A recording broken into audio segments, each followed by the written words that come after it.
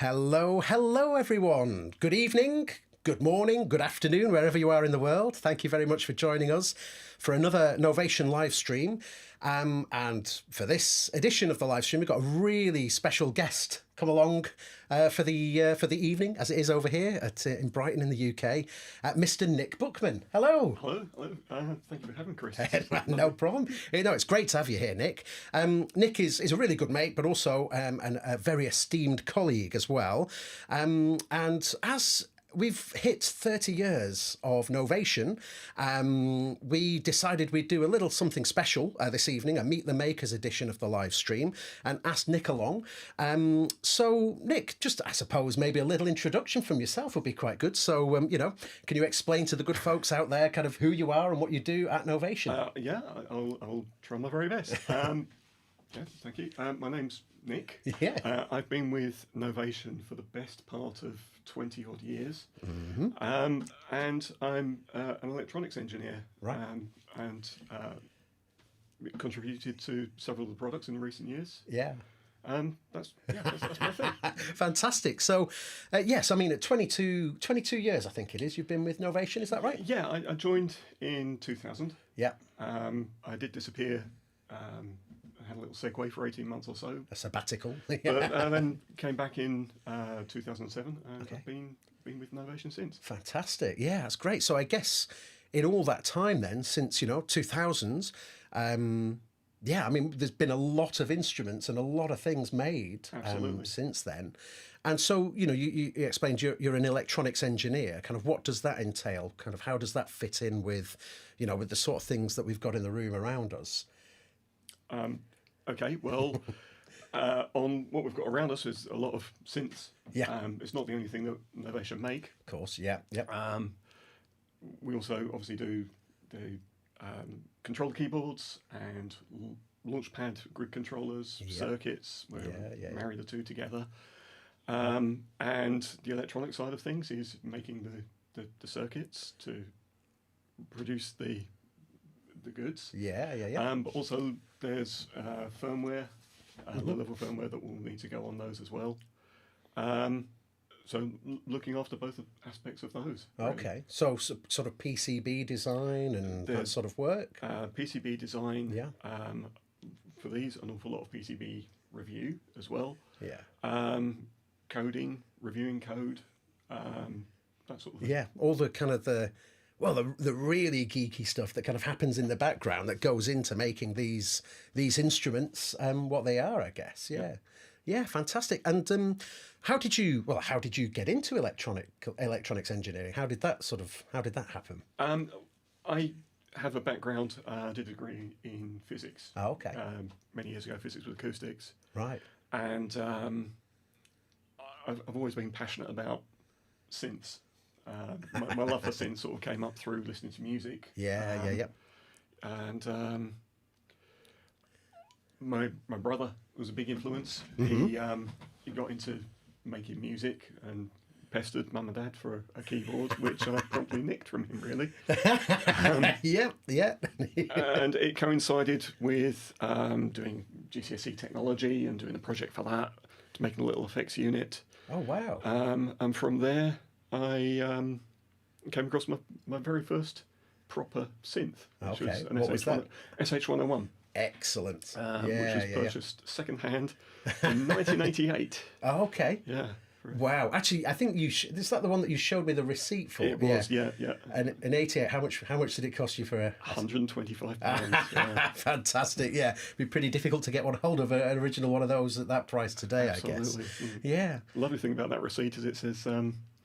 a 3-month warranty. Well, I've still got it, and it's still going. And it's still all right. Yeah. Excellent. Oh, that's good to hear. Brilliant. So, so obviously on the electronics side, when what was the first Novation product that you worked on then? Okay, I joined Novation back in 2000, but I didn't join as an electronics engineer as such. I joined on the support side of things. Right. Okay. And the first product that I was faced with was actually the prototype Supernova 2 in the job interview. Nice. With Yeah. Ian, the boss, saying, well, this is the next product we're going to be working on. Okay. What do you think of that? And Wow. would you be able to to deal with something of this size and complexity. At the time, I was working as a service engineer for another company. Oh, okay. Again, within audio. And absolutely, jumped at the chance to come across them and work on this. Oh, fantastic! So actually, for everybody else as well, we've got a number of different things in the room this evening. Nick's brought, I think this is your own Supernova 2, isn't it? It is my own Supernova 2, and behind it is my very own base station rack, which is my first introduction to Novation was as a customer. So that was purchased in 1996, I think. Brilliant. Okay, fantastic. And the base station rack there. Is it the Super or the? No, that's the first revision base station rack. So just the rack version of the keyboard. Okay, fantastic. And obviously we've got the Supernova 2 here in the base station rack. And if we go over to this shot again, you can just see behind Nick's shoulder a couple of other pieces as well. We've got an original base station. I think that's the one that we have up at the headquarters, isn't it? I think that one. Yeah, that's come from HQ. Yeah. And when did they? That was 93, I think. Base station was 93, of course. Yeah. But below that, we've got a really interesting piece as well. You can just about make it out behind Nick's sort of microphone there. But that's the. Well, this is. Am I right? Just talk a little bit about that. The first product that Novation released was a controller keyboard called the MM10, which was designed to pair up with Yamaha's QY10, which is a tiny portable music studio, I guess. Back in the day, it's about the size of a Walkman. Absolutely. And battery powered, but it was quite hard to actually play. So Ian's idea was to have a controller keyboard that the QY10 could slot into and sit in. And I believe that this could actually power the QY10, and you could take the audio out of the QY10 and boost its level. And I think it actually has two pairs of outputs, so two people could be playing and listening and writing a song at the same time. Nice, yeah. But this one isn't the MM10. This is actually labelled up as the PC10, right? Which I believe is the prototype for it. Wow. So, I mean, that's a piece of history right there, I guess, Absolutely. Quite appropriate for the 30th anniversary to have, the prototype of the very first product from Novation. Yep. Oh, wow. That's really incredible. I mean, I've sort of known about the MM10 a little bit, and and obviously the kind of the association with the QY10. I think it was kind of Ian's idea, Ian Janaway, one of the originators of the company of Novation, to kind of produce really kind of a portable workstation. Yeah, exactly. I think the QI10 is, as a sequencer, it's got its own sounds inbuilt, but of course, if you kind of take a look at it, there's not much of a kind of keyboard on the actual hardware itself, is there? Yeah. Very hard to rotate it. Sorry, Very hard to play that musically. Yeah, absolutely, because it had sounds inside there as well. So I believe the MM10, as it became, was essentially kind of a dedicated controller keyboard for the QI10. Now, something I find quite interesting then, and you perhaps know better than I on this, Nick, but that's got to be one of the first kind of controller keyboards as something that's dedicated as a MIDI controller. I mean, I don't know, were there other things around at that sort of time, or is this? Well, yeah, there were. I mean, Cheetah.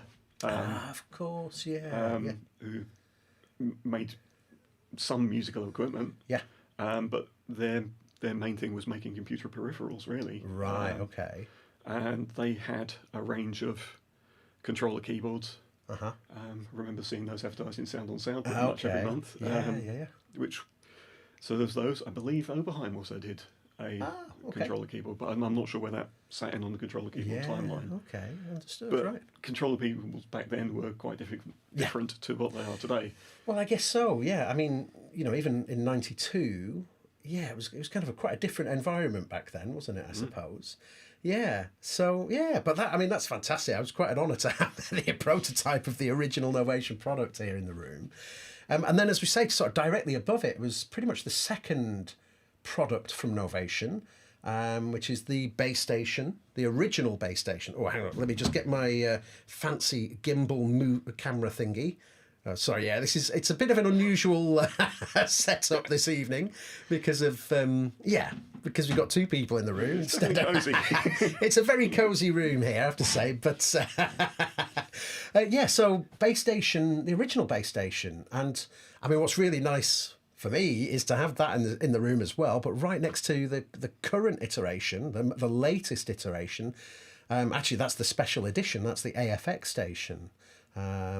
But yeah, the base station, original base station, I think that was probably the product that kind of cemented Novation into kind of people's consciousness, absolutely, I guess.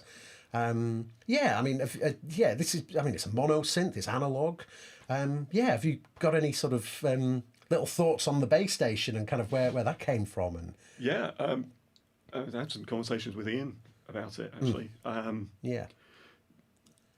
The base station was actually something that the distributors at the time, I'm not entirely sure which distributor, suggested that we make a synth, because we've got this controller technology, and at the time, in 92, 93, subtractive synths were really popular for dance music, squelchy filters, big bass lines. Yeah.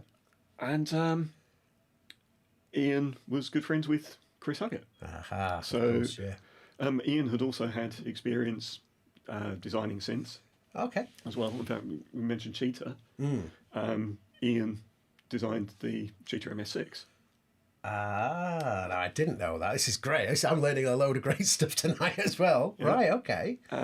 So between Chris and Ian, they worked out the base station. I think they also had input from a couple of other people that were employed by Novation at the time. Right. Phil McDonald. I think Colin Jordan was also employed at the time by Novation, I think. Yeah.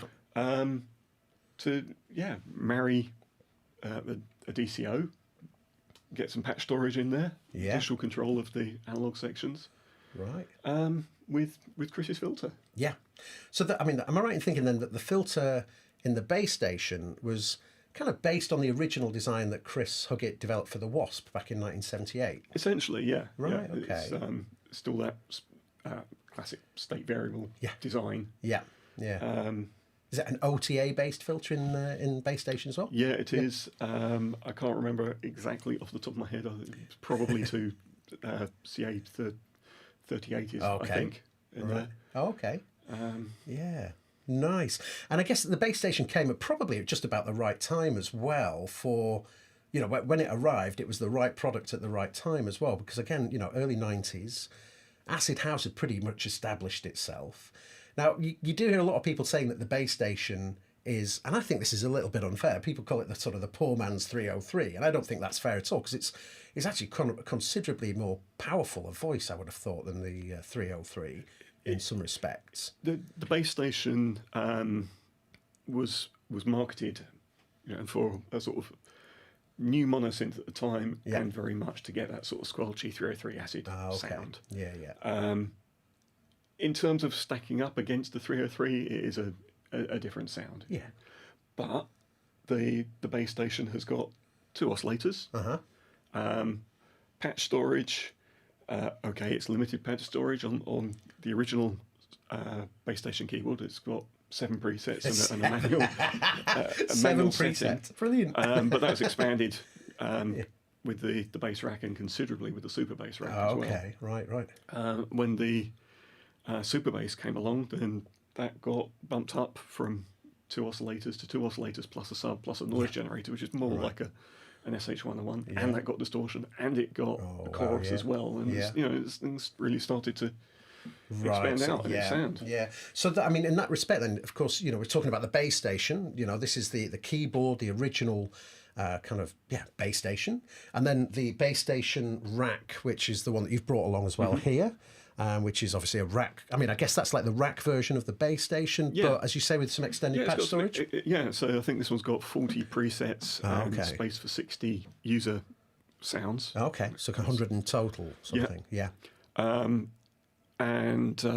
it's still got the 2 oscillators per voice, But this one has MIDI syncable LFOs, which was a huge deal at the time. Yeah. And going back to that SH101, the thing that totally clinched the deal for me buying that was it had inbuilt MIDI to CV converter.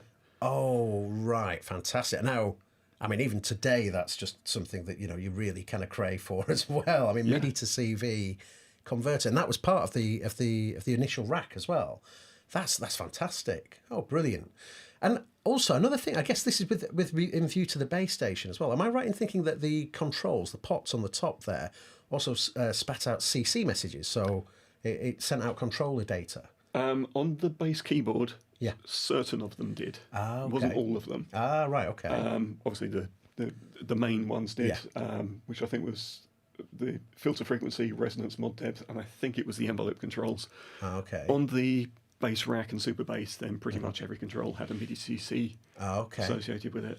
Right, and I guess that was quite a liberating thing back in those times as well, because you could record a jam, which is kind of pretty much how you would be making that sort of music as well. But all the kind of the tweaks, the filter sweeps and the hands-on control, that could all be saved as MIDI data as well, and then you just have to be careful what you're recording it into at the time, because it's quite a bit of data, and if you recording into a hardware sequencer, you could easily run out of memory, or even an Atari ST might be on more than one diskette.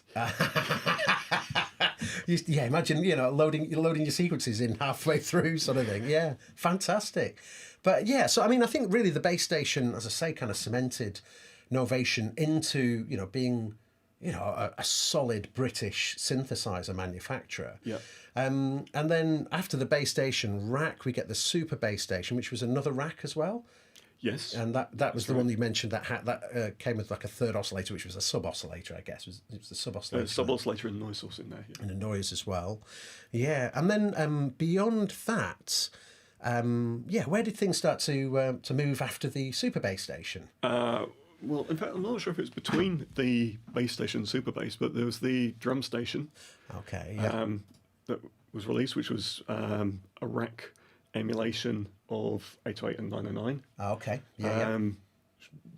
Brilliant product for the day. It gave you editable controls in the same way that both of those drum machines did, and they were both playable at the same time. Okay. You could only edit one at one time, but they were both there. Both so playable. how many voices do you know on the? Well, sorry, that's probably putting you on the spot. But it was a maximum of 8 voices. Okay. But the voices, some were more intensive than others. Okay.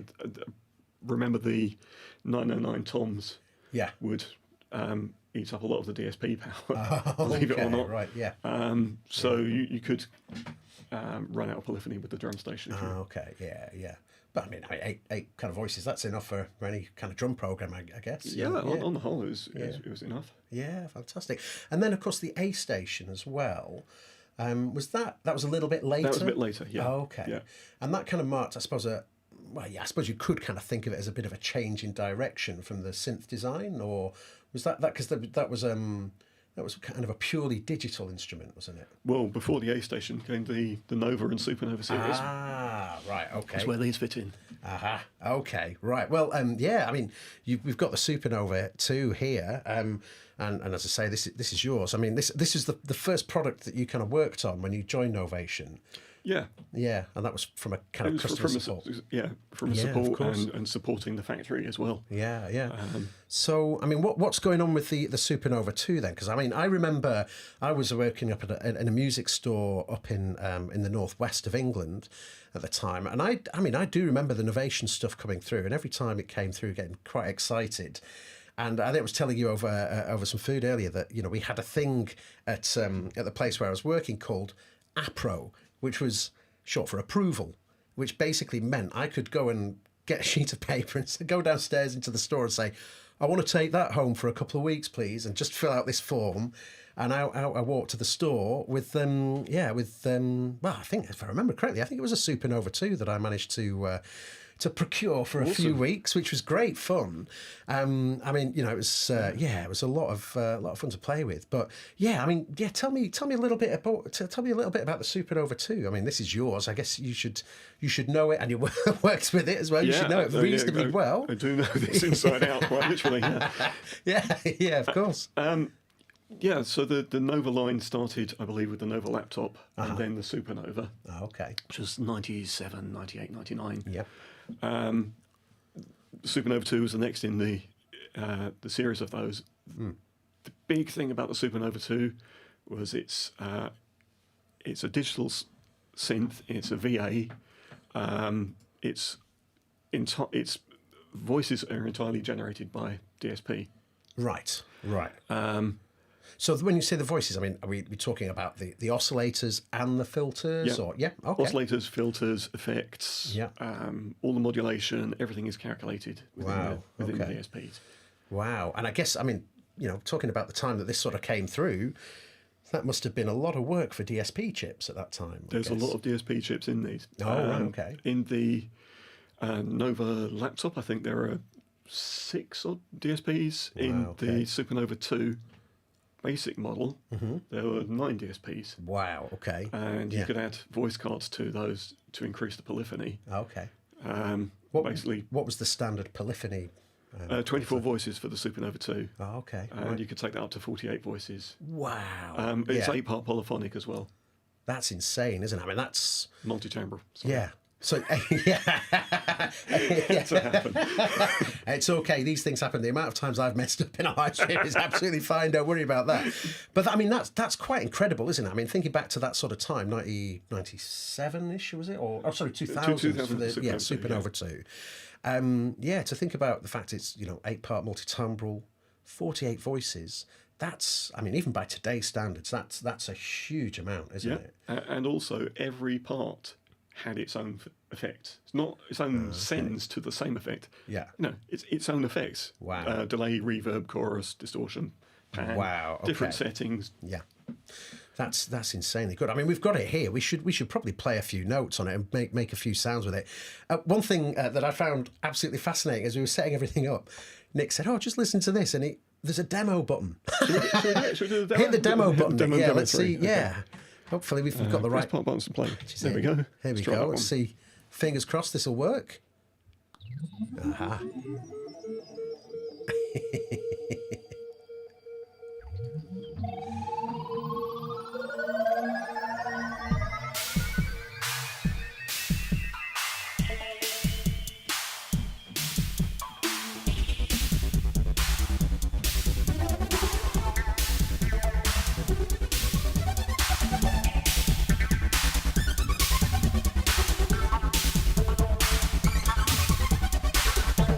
Sounded fantastic already.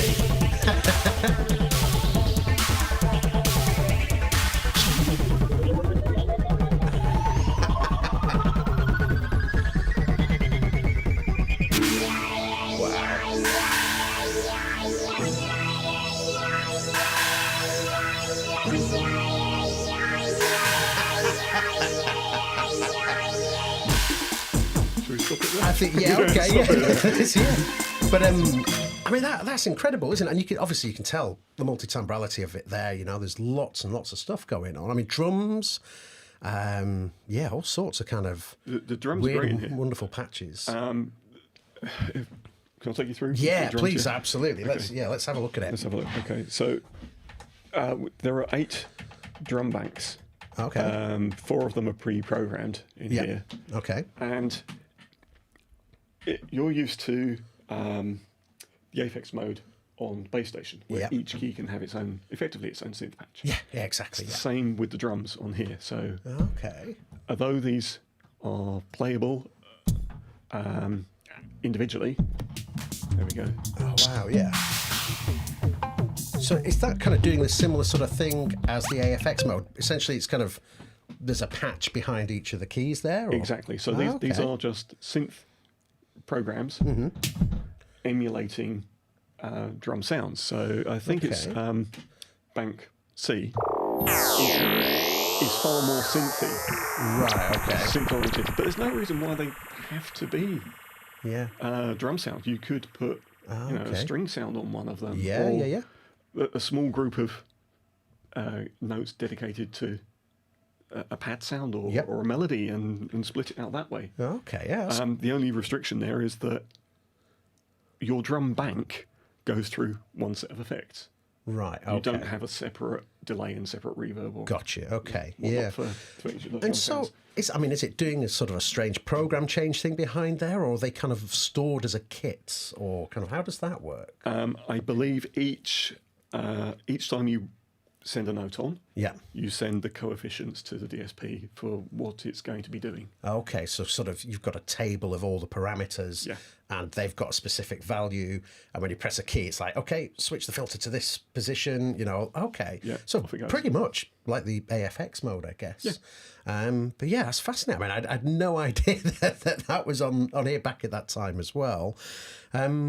Yeah, that's amazing. So, I mean, on the actual synth, on the architecture of the synth as well, I mean, how many oscillators do we have? 3 oscillators. Okay. Plus, we've got the double saw on here, which was introduced on the OS update on here, and also rolled back to the Nova laptop and original Supernova as well. Okay, brilliant. Firmware updates back in the 90s. And sent over MIDI, and if you didn't have access to a MIDI sequencer, we'd send you an EEPROM with it on. Oh, wow. So what, you would open it up and stick the EEPROM in, and there you go, you've got the firmware? Yep. Wow, that's insane. Brilliant. Okay, and so, we've got 3 oscillators 3 oscillators, which could, with the double saw, you could turn that into 6 oscillators, 6 saws. Yep. Okay. A noise source, 2 ring modulators, so one between oscillators 1 and 3, one between oscillators 2 and 3. Okay, nice. Which could get switched out for FM. Okay, yeah, because I can see over here we've got FM controls, and that kind of reminds me a little bit of Peak and Summit there, that we've got, those FM switches there too. Yep. Unlike Peak and Summit, you've got a fixed mod matrix for the oscillators and a fixed mod matrix for the filters. Right. Okay. But you've still got quite a lot of options. LFO1 can go to any 5 of those destinations. LFO2 can go to any 5 of those destinations, and you can use it again over here on this mod source. Okay. Mod matrix. So I found something that's piqued my interest already. We've got hardness. Hardness. What did that do? Hardness is almost like a low pass filter. Okay. Per oscillator. Okay. Let's we can have a listen. Yeah, sure. So I mean, this is quite an honour. We've got Nick Bookman, one of the original support guys from Novation, on this product from 22 years ago. To move this? Yeah, please. Yeah. Okay. So, sorry, dull sound, but it will suffice. So if I solo that, it's just oscillator 1, and its hardness level is 127. It's a sawtooth. Yeah. As I bring this down. Yeah. Let's make sure the filter's open. And comes back to. There we go. Wow. Okay. Yeah, and it's got a slight resonant tweak to it as well. So that's not a filter. That's an effect that's going on to the oscillator. Is that right? It is a way of filtering the oscillators, passing the oscillators, but it's doing it at the oscillator level over here. Okay. And each oscillator can have its own hardness level. I was going to say, so that's kind of like a per voice. That can be modulated. So if we take LFO2, and we set that to it, and bring up that, and make sure LFO2 is running. Okay. And that's totally independent. Let's do another one. Let's do oscillator 2. We'll give that something from LFO1. Okay. Yeah. Make sure oscillator 3 oscillator 2 is not in there. Okay. So we've got something else going on. And put envelope 3 onto the filter. Okay. And this is fantastic. I mean, make envelope 3 repeat. So then it becomes another phone in its own right. Okay, nice. Yeah. So even back then there were repeating LFOs. Should be working.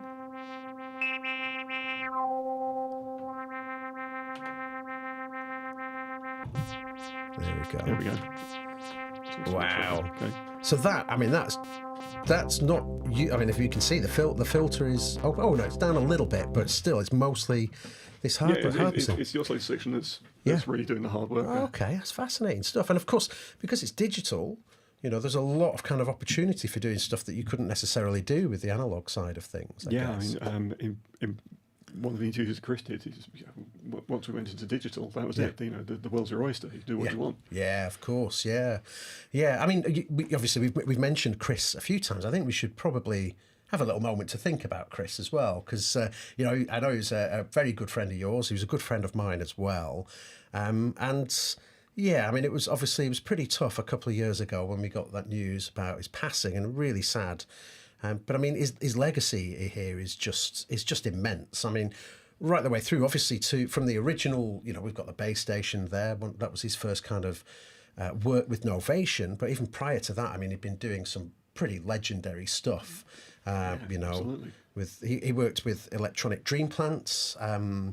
And pretty much designed the Wasp synthesizer back in 1978, I think it was. Yeah. Mm-hmm. I mean, I've never really said this kind of story little publicly, but it was quite interesting because he was the electronic dream plant factory come sort of strange house where a lot of strange people lived, I think, as he once explained to me, was literally round the corner from my grand's house in Oxford. Now, I grew up in Manchester, but over the summer months, I'd go down to Oxford, just on the end of the estate of Blenheim Palace, a little tiny village called Coombe, near Woodstock. Red Gables was the name of the place where Electronic Dream Plant were. And in 1978, I would have been running around my grand's garden in a pair of shorts, and I'll never forget chasing cinnabar moths in a garden. For some reason, that's what she was kind of keen for me to do. It's just crazy to think that, I'd be 4 years old back then, and I'd be running around this place half a mile away from where Chris was building pretty much, I guess, his first sort of original synthesizer, commercial synthesizer. Yeah. And then followed up with the NAT. And of course, the NAT as well. So many years later, Chris and I went back to, we kind of had a little reminiscence and a drive down to that place. I went to see where my grand's house was. It's not there now. And then we went, it was quite amusing. We went to Red Gables where Electronic Dream Plant were. And there was myself and my wife and Chris and his wife. I mean, all we could really do was just sit in the car and look at the house. And I seem to remember, we were just sitting there thinking, this is really weird, isn't it? They've got a car full of, sort of older people just sitting looking at a house. But we had quite a bit of fun going over there. But then, of course, after the Electronic Dream Plant stuff, he went on to form his own company, the Oxford Synthesizer Company. Yep. And, of course, went on to build the Oscar with that, which, again, another legendary instrument. So, he already had a lot of heritage before he came to Novation, but he was able to carry on that great work, really. I mean, you worked with Chris for a long time as well. I mean, he was quite an amazing guy. What's your sort of memories of working with him? Well, the first time I met Chris was actually him turning up at the factory where these were built, which was down the road from where Novation is now. In fact, these were built in Wickham. Yeah. Just at the foot of the hill near the roundabout. But yeah, Chris turned up, and he, I believe, was programming a particular file onto these boards to get them through into production. Mm-hmm. And I just remember Chris being, very personable, really interested in other people, and just keen to learn and find out. He was, wasn't he? I mean, you're quite right. He's quite an inquisitive guy. I seem to remember, he'd ask a question, and then he'd sit back and just listen to every little subtlety of what the answer was. Mm. And you could see him kind of whirring away in his background and kind of processing that. And I think you're right. I think he was just intrigued by everything. He wanted to know how everything worked and kind of, what you thought about things. Very, very amazing guy, genuinely. I mean, it's a total honour for me to kind of get to know him. It really was. And of course, obviously things like the Supernova, Supernova 2, the Nova, and pretty much all the Novation synthesizers have got his DNA sort of threaded right the way through it, haven't they? Yeah, they have. I mean, in the demo that we played here, which played before we went live, you picked out that there were some formanty sounds. Yeah, that's right. Yeah, it's the dual filter, and the dual filter is something that Chris put on the Oscar. Exactly. So, yeah, that's right. That DNA's come through. We've got loop-in envelopes here. Well, the Wasp had loop-in envelopes. Yeah. All sorts of things were little nods and winks. Absolutely. Yeah. I mean, I guess even right the way through to sort of what was Chris's last synth, the Summit as well. And you could kind of tell that it's very much a Chris Huggett instrument, that one. And again, the dual filter made its way into the Summit as well. I remember speaking to Danny Nugent, one of our other product designers, and he seemed to remember him saying, I sat opposite the table, we were thinking about the Summit, and I sat opposite Chris. I was like, yeah, it'd be really nice if we could have, like dual filters in it. And I think Chris just looked over to Danny and said, I think you might find that was my idea. Because, of course, that was in the Oscar. And even, the thing, like the peak synthesizer, we kind of came up with with a name for the oscillators, because the oscillators I think are really fascinating in both the Peak and the Summit, the way that they're generated. Maybe we'll talk about that in a moment. But we actually thought, well, this is pretty special stuff. We should kind of give them a title, and they were called the Oxford oscillators. And I guess that's a kind of a big nod of the cap towards Chris and certainly the Oxford synthesizer company as well. Absolutely. But I mean, the current range of synthesizers. I'll try that one again. The current range of synthesizers, the Peak, the Base Station, the Summit. The Mini Nova as well, which is still going strong. I mean, that's 10 years old now as well. These are all Chris's instruments. But I think there was something really quite special at the time of Peak that kind of came along. And that was the use of, well, I mean, I would say new technology. It's not new technology, but used in a way that hadn't really been explored before. That was using the FPGA chip in there. Could you explain a little bit about kind of what an FPGA is and sort of why the use of it in this instance was a bit different than other stuff that we'd seen before? Yeah, sure. So the FPGA, the Field Programmable Gate Array, is a very, very large lump of programmable logic. Oh, okay. That's a nice description. Which the logic is configured into usable logic elements. Mm-hmm. And from that, you can form functional circuits. Okay. I mean, this is code. It's not actual kind of metal, is it? Or is it metal? I mean, this is something that I'm intrigued by. You can approach programming an FPGA via coding in hardware to a hardware language, VHDL or Verilog. Mm-hmm. Or you can approach it from doing what's called a schematic capture, where you're pretty much drawing a circuit. Wow. From gates and other elements that you want to bring together in combinational logic, and get that synthesized on the chip so it actually gets programmed into the chip. So, I mean, it's kind of a digital environment, but it's behaving just like an analog circuit. It is a digital system. Right, okay, yeah.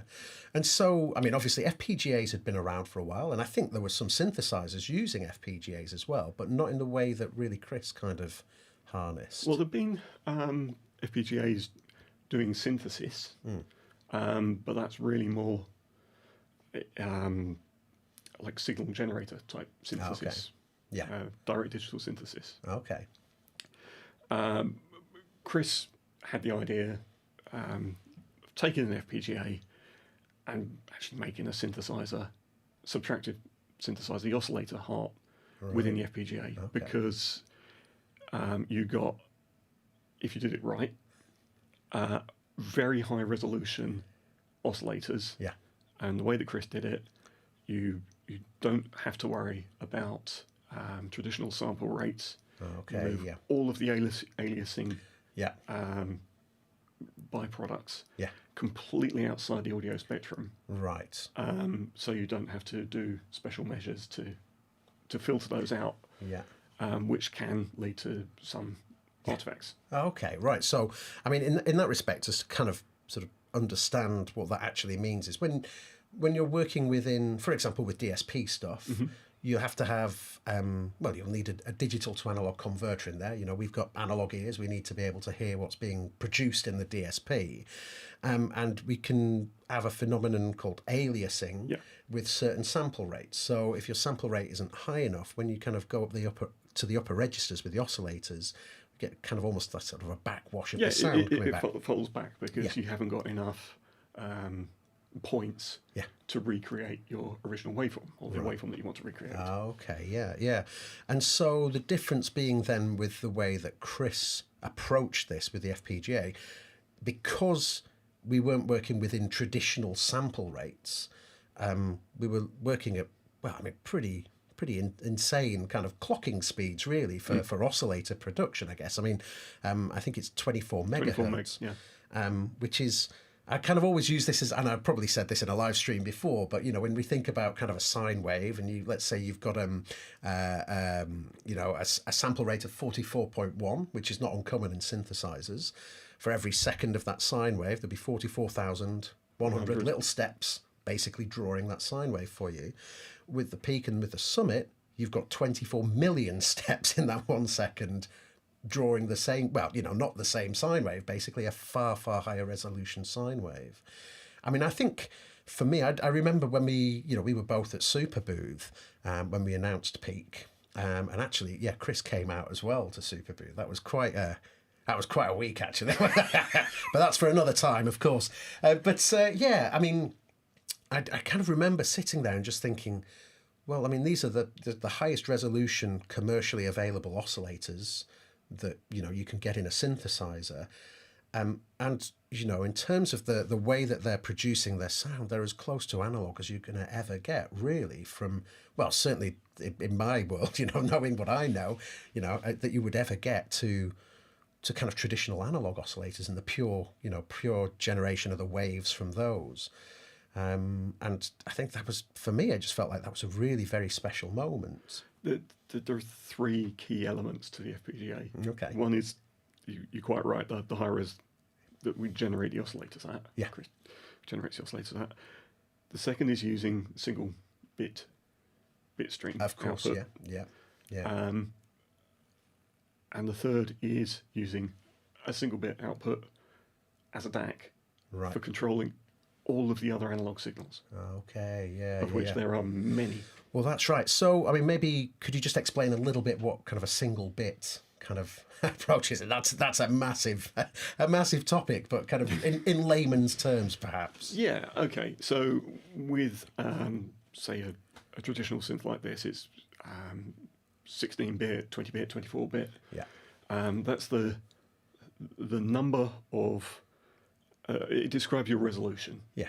So you could have a number represented 2 to the power of 16, which I can't do off the top of my head. I should know this. You get it from me.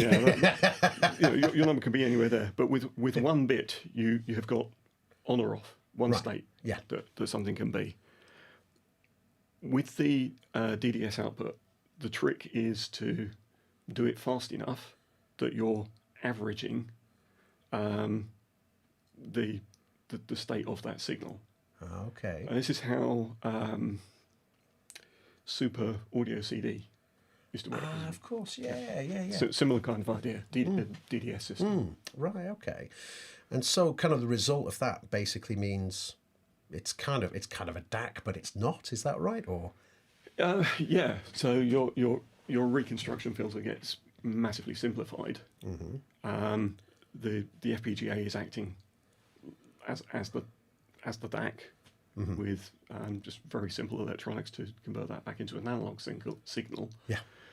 Which means your PCB is smaller, your parts count is smaller, it's more reliable, it's cheaper. Yeah. The knock-on effects of this are huge. Yeah. So it's a really clever choice of clever approach, really. And like you say as well, alongside sort of generating the oscillators, it's where all the modulation sources are kind of built as well, the envelopes and the LFOs and all of that sort of stuff.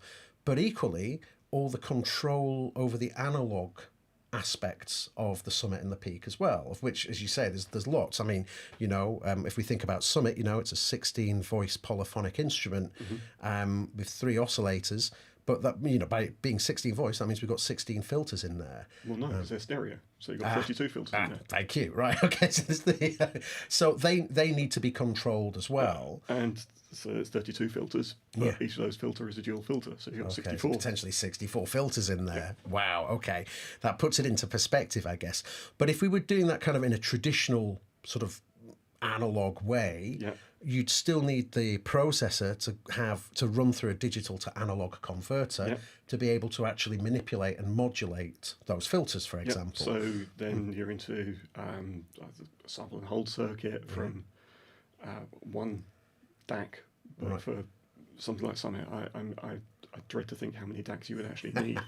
Wow, that's cost, that's heat, it's power, reliability. Yeah, for sure. Whole load.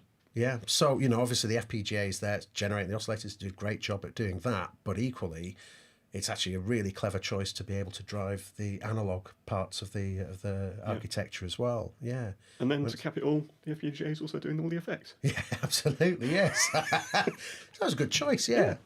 No, absolutely. And as I say, I do remember at that Super Booth just thinking, well, yeah, this is a really quite a special moment, I think. It's kind of, the technology has been really kind of driven forward by approaching, designing a synthesizer this way. And I think, again, that was the last synth that kind of Chris worked on with us. And, I think it's a masterpiece. I think it's it's a stunning instrument still to this day. And, I know I work at Novation and, I'm about to say this, but genuinely, it's my desert island synthesizer. If I could take one thing that I've got in this room, well, if my house was on fire, I have to say I'd probably run after the ARP, and because that might help with a deposit on a new house. But if I was going to sit on a desert island for the rest of my days, I think that it would probably be the Summit that would be the one for me, I think. And it's just so powerful, but so diverse as well. It can kind of do so much. Yeah, great stuff. So, obviously, we've talked a lot about the different synthesizers and stuff in here as well. Looks like we've got 65,536 as well. For okay. Thank you. Somebody's been doing the maths for you. That's brilliant. Superb. We should have just a little moment. We've got the K station as well, just tucked away. And if I can get my fancy camera thing to work again, let's see, where is it? We can just about see it, but let's just kind of go down there, just behind Nick's microphone arm. We can just see the K station. This was another kind of personal sort of favourite of mine, I think, again, when I was working at the store up in the Northwest. And I think the reason being, it's a VA, isn't it? It's a virtual analog. Yeah, it is. Was it analog sound modelling? Is that what it was called? Or I think there was some nice name for it. I think it was ASM. ASM, yeah.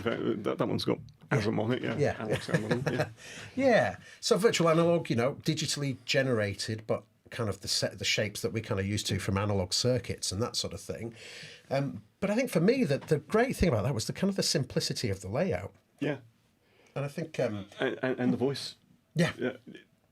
Ian actually spec'd out the K station. Oh, okay. And he did a lot of research into the type of sounds that other synthesizers could make and what made those what parameters made those sounds. Just distilled it into what's there on the K station, which is absolutely brilliant. So again, it's 3 oscillators per voice. We've got the double oscillators, but this time it's not just the sawtooth that you can double. You can double any of the oscillators, so you can get nice glassy sounds if you set them to sines. Interesting. So obviously, like the double saw is a bit like kind of the super saw kind of sort of shape, but with this you could kind of start to bring out double sines and double triangles and stuff. I don't. We can try. Yeah, we can try. Yeah, we could give it a go. If you wanted to, we're plumbed in over there. That's the only thing. Let's see if I just move your mic like that. We can. Yeah, I think we should. Yeah. How are you at playing at 90 degrees, Nick? Give it a go, but. Okay. Now the microphone isn't with you, so maybe I'll just Yeah, that's it. If you. Okay, so this is. Can I demonstrate the concept on here? Yeah, first? for sure. That would probably be easier. Okay. Yeah, for sure. Right, so let's go back. Let's call back this init patch. Okay. Yeah. Solo oscillator 1 again. And and itself is quite strange, isn't it? Having a solo button for the oscillator. But it's so lovely. Yeah, it's really nice. Yeah. What a good idea. So with the Supernova 2, width was used with the saw for doubling it. So if I move this manually, should be able to hear something. Okay. Special. It's got to be in special for double saw. There we go. Right. Okay, yep. Okay, so that sounds kind of phasey, static phase shift, but... Yep. Okay, yeah. Now it's doubled its frequency because it's hit that limit, and if I go the other way extreme, we should get 0. Or double. Okay, so it's kind of crossfaded between those. Now, if I set this to full mod depth from LFO1, in fact, I've just set it for full mod depth from something else I don't want. There we go. Oh, yes. Okay, now that's chorusy. Yeah. Because LFO1 is set to a triangle wave. Okay. But if I slow it down a little bit, this time I've set LFO1 to a sawtooth. So the phase, I'm going to draw it on here. The phase is going to ramp up, hit a discontinuity, ramp up, hit a discontinuity, ramp up. Okay. So now let's bring the speed up from here. Okay. That's almost like a sync sound, isn't it? But you get 2 saws. And they're detuned. Because that phase is constantly wrapping round. Wow, fantastic. Okay. Yeah. Brilliant. So it's a bit... So that's kind of... That's it, obviously with the saw there. Yeah. So and then you can do the same thing with the K station, but with sines. Okay. If you did it with the ordinary square wave, then you just get PWM. Yeah. But doing it with the sines, in fact, we emulate what that does by turning the hardness down. It gives you sort of glassy sounds, which... That's patched straight away, isn't it? Totally. Yeah, brilliant. Well, I must admit, I don't think my chops were quite that advanced back in the time when I took the K station home from work. But I mean, that's fascinating stuff. It's brilliant. So I mean, thanks for coming over there. I mean, I guess a couple of things to kind of wrap up as well, I suppose. So, I mean. Yeah, what sort of things are floating your boat at the moment? You know, kind of what's interesting you in the world of synthesizers that's going on currently? There's quite a lot of choice. There is, isn't there? I mean, I guess, well, I'll come clean. I've put an order in on Anila Instruments. Okay. S2400. Oh, you have? Yeah, waiting for that next patch. Seen the video saying there's slight delay, but come on. It's gonna come through. Alex Ball, the guy who does their video manuals. I don't know. He's literally just around the corner from me here. You know, he's a good lad. Is our Alex? But but good. Yeah, nice. Totally like the idea and the concept behind that. Yeah. Which I know is a sampler, not a synth, but for sure. A nice solid piece of kit. Yeah. Groove Synthesis, I believe they're called, with the third wave, which was like their take on the PPG wave and what would have happened had Wolfgang Palm done another hardware synth. Right. Okay. Really like the look of that one, but it comes with a fairly hefty price tag. So I think maybe not. Well, we've got 2 kidneys, you know. The Trigon 6 has just been announced. Yeah, of course. I was having a chat with you earlier that sure, I'd love a mini Moog, but it's quite an eye-watering amount. Well, for the new ones, I think you're right. But also, the Trigon. But the Trigon, you've effectively got the memory Moog architecture there. I think that's it, isn't it? Yeah. Filter. Yeah, of course. I mean, they are looking really nice. I mean, of course, you know. Oh, we should have maybe shifted over to this camera. Sorry, everybody's heard us talking about that. Looking at a Supernova 2. Oh well. Yeah, I mean, yeah, with the sequential side as well. I mean, that's been a pretty exciting kind of development for the, for ourselves, because of course Novation is part of the Focusrite group. Novation was pretty much the first company to join the Focusrite group back in 2004. 2004, yeah, of course, yeah. But more recently, I've had a number of other brands joining as well, including Sequential, and so they're kind of part of our family now as well, which is really lovely. From our point of view, of course. But yeah, I think it's really exciting times. And yeah, the Trigon, I mean, Trigon 6 looks absolutely brilliant. And again, they've got kind of the three now, haven't they? They've got this little trifecta of synthesizers, kind of the Prophet 6, the OB6, and now the Trigon 6 as well. These 6 voices with different sort of takes different on flavors, really, really lovely instruments. So give a nod. Arturia have done well. Mini Freak looks lovely. Yeah, I think you're right. I mean, that's it's looking rather nice, isn't it? Yeah, absolutely. Yeah, brilliant. And what else is that? So, I mean, in terms of technologies as well, is there anything that you kind of, I mean, because obviously you're at the moment, I guess, for Novation, kind of doing sort of research and looking into all the sorts of things that we can potentially look at some point in the future. I mean, I'm not asking you to tell everybody out there. That would be a bit more worth than my job, I guess.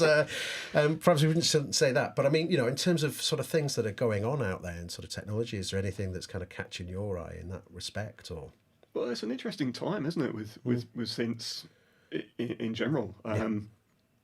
Got SSI. Have reissued a lot of synth chips, so makes hybrid instruments particularly attractive to do. With the filters, not that we use them in Summit. And Summit is Chris's type of filter, but that we've got a huge amount of processing power available from ARM cores with DSP functions on them. So you could see hybrids being quite strong. Okay, yeah. But also with SSI, they also got some of their analog oscillators as well. Yeah, so like a combination of the processing power in general is is always on the up. So other digital synths are possible to do. It's as broad as it's long. It really is, isn't it? Yeah, indeed. Yeah, that's perhaps a bit of a difficult question to perhaps end on. Yeah, sorry about that. Well, I had to make earn your pan of chili from before, but yeah. Okay, well, I think we'll finish up for there now, Nick. But I'm really, really pleased. Thanks very much for you coming down all the way down to Brighton to join us for this. As I say, it's 30 years of Novation right now. We're pretty excited, really, that we've kind of, we've been there for some time. I guess you kind of, is it vintage yet at this point? I mean, we've got some nice vintage stuff here. Me too these days. But I mean, it's been a fascinating chat, Nick, and I'm really pleased that you came down to spend your evening here. Just to talk and geek out about synthesizers, and I hope everybody out there in YouTube and social media land found something of interest in that chat as well. So we'll finish up for now, Nick. But thank you very much for joining us. And if if you're interested in anything that we've been talking about, if you go to the Novation Music website, we have got a kind of a nice banner that you can click through to access a bit of a kind of a history lesson of Novation. Where things started, and where they've progressed through to as well. So do go along and check that out. And also, some great things happening around the 30 years of Novation. So go and check it out over there. But for now, we'll finish up. And Nick, Chris, thank you so much. Thank you.